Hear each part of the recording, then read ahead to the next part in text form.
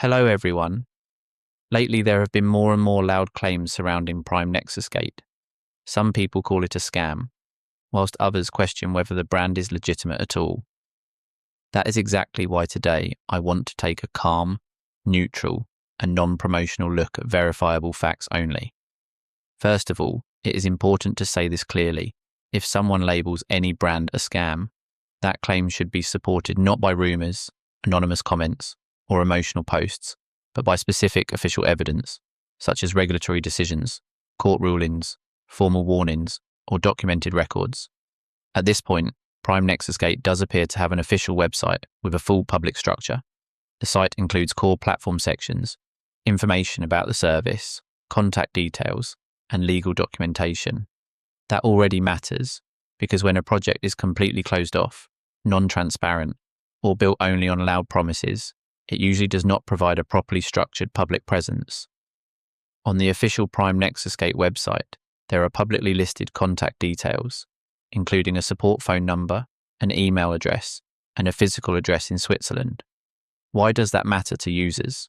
Because when a brand leaves no visible communication channels at all, that naturally raises more concerns. In this case, the contact information is publicly available rather than hidden. In addition, the official website includes a full set of documents related to how the platform operates. These include service terms, a funds management policy, a dispute resolution framework, data protection documents, a cookie notice, and a market risk warning. Why is this important? Because fraudulent projects often avoid clearly explaining how they operate, what their obligations are, what risks exist, and how complaints or disputes are handled. Here, those documents are publicly accessible.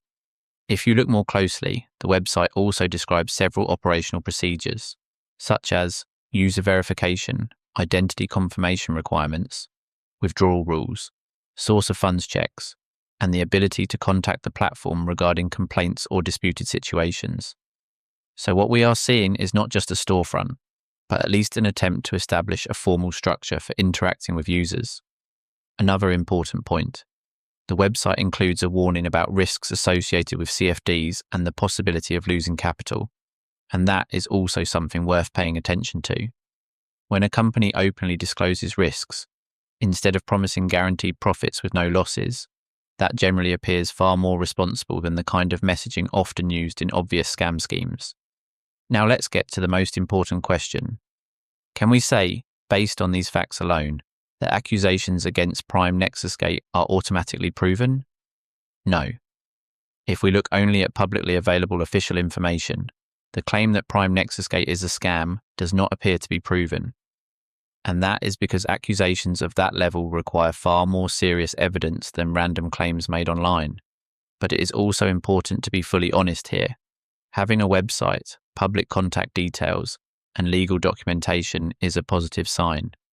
But it is not enough by itself to automatically declare a platform fully flawless from a regulatory point of view. That is why there is always one more step, checking whether the company has the required status, registration, or license wherever such authorization is necessary. For example, the Swiss regulator FINMA clearly states that financial companies should be checked through official registers and warning lists.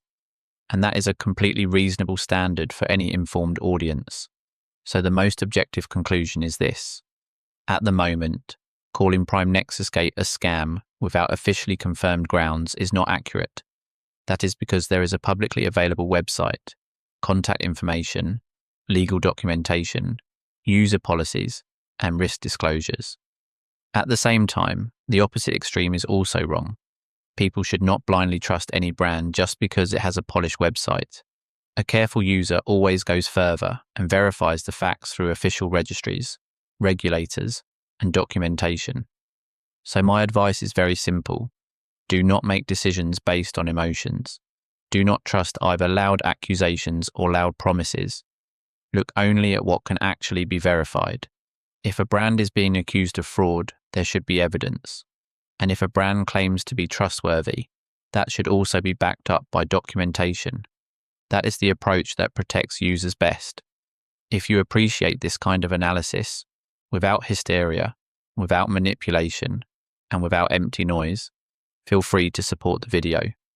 And if you want, I can also prepare a separate breakdown on how to verify platforms like this step by step, so you can avoid both fake narratives and real risks.